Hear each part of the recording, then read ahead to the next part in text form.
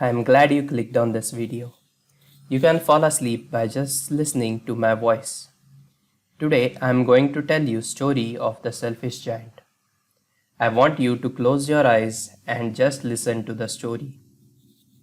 Every afternoon, as they were coming from school, the children used to go and play in the giant's garden. It was a lovely garden with soft green grass. Here and there over the grass stood beautiful flowers like stars, and there were 12 peach trees that in the springtime broke out into delicate blossoms of pink and pearl, and in the autumn bore rich fruit. The birds sat on the trees and sang so sweetly that the children used to stop their games in order to listen to them. How happy we are here, they cried to each other. One day the giant came back. He had been to visit his friend the Cornish og and had stayed with him for 7 years. After 7 years were over, he had said all that he had to say, for his conversation was limited and he determined to return to his own castle. When he arrived, he saw the children playing in the garden. "What are you doing here?" he cried in a very gruff voice, and the children ran away. "My own garden is my own garden. Anyone can understand that, and I will not allow anybody to play in it but myself."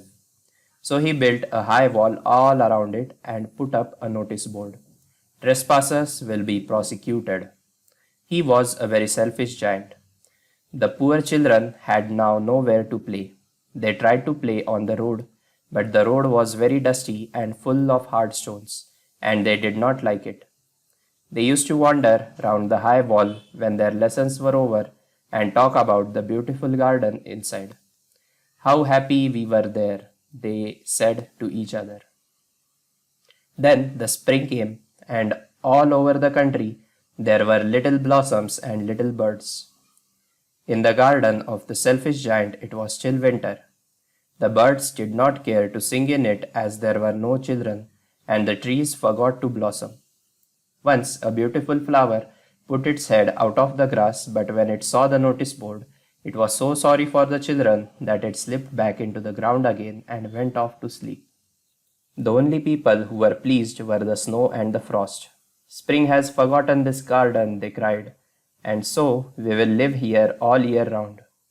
The snow covered up the grass with her great white cloak, and the frost painted all the trees silver. Then they invited the north wind to stay with them, and he came. He was wrapped in furs, and he rolled all about the garden, and blew the chimney pots down. "This is a delightful spot," he said. "We must ask the hail on a visit." So the hail came. Every day for 3 hours he rattled on the roof of the castle till he broke most of the slates, and then he ran round and round the garden as fast as he could go. He was dressed in grey and his breath was like ice. "I cannot understand why the spring is so late in coming," said the selfish giant as he sat at the window and looked out at his cold white garden. "I hope there will be a change in the weather." But the spring never came, nor the summer. The autumn gave golden fruit to every garden, but to the giant's garden she gave none. "He's too selfish," she said. So it was always winter there, and the north wind and the hail and the frost and the snow danced about through the trees. One morning the giant was lying awake in the bed when he heard some lovely music. It sounded so sweet to his ears that he thought it must be the king's musicians passing by. It was really only a little linnet singing outside his window. But it was so long since he had heard a bird singing in his garden that it seemed to him to be the most beautiful music in the world. Then the hail stopped dancing over his head and the north wind ceased roaring, and a delicious perfume came to him through the open casement. "I believe the spring has come at last," said the giant, and he jumped out of the bed and looked out.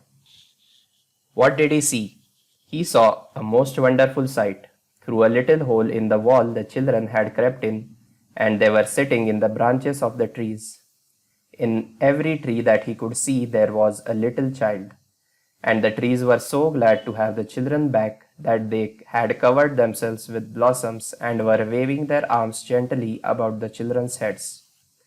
The birds were flying about and twittering with delight, and the flowers were looking up through the green grass and laughing.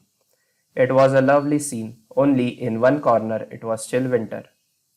It was the farthest corner of the garden, and in it was standing a little boy.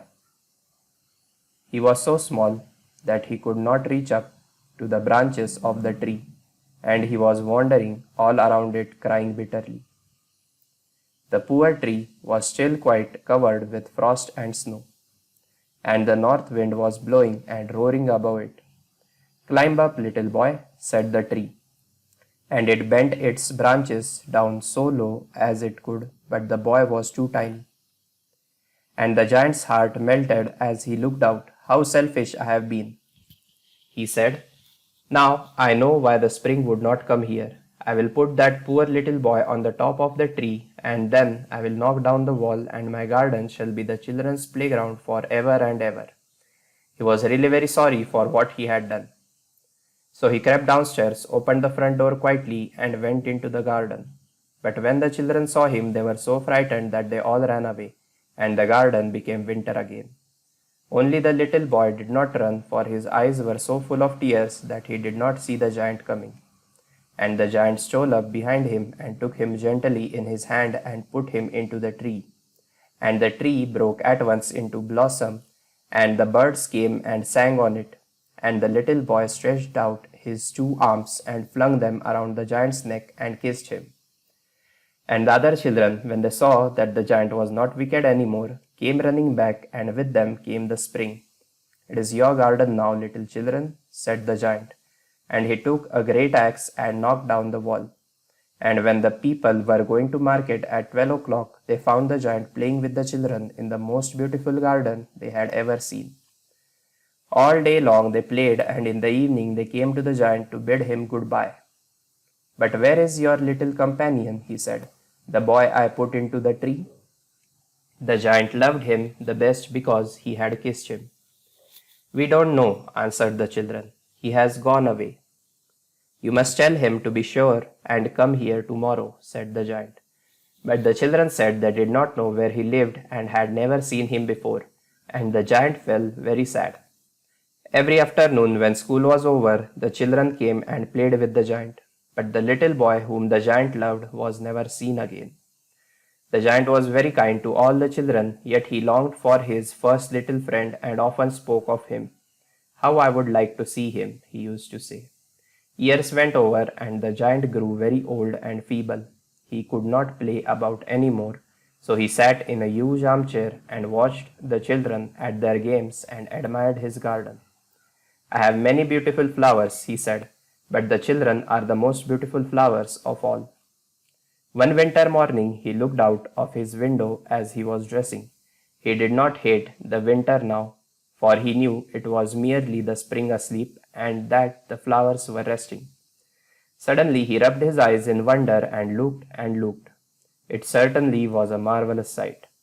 In the farthest corner of the garden was a tree quite covered with lovely white blossoms. Its branches were all gold and silver, and fruit hung down from them, and beneath it stood the little boy he had loved. Downstairs ran the giant in great joy and out into the garden. He hastened across the grass and came near to the child, and when he was quite close, his face grew red with anger. "Who had dared to wound thee?"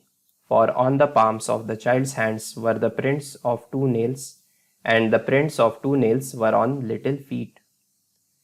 "Who dared to wound thee?" cried the giant. "Tell me, that I may take my big sword and slay him." "Nay," answered the child, "but these are the wounds of love." "Who art thou?" asked the giant, and a strange awe fell on him, and he knelt before the little child. And the child smiled on the giant and said, "You let me play once in your garden. Today you shall come with me to my garden, which is paradise." And when the children ran in that afternoon, they found the giant lying dead under the tree, all covered with white blossoms. And now you must be asleep. If not, you can listen to this video again, and that will surely make you fall asleep. Good night.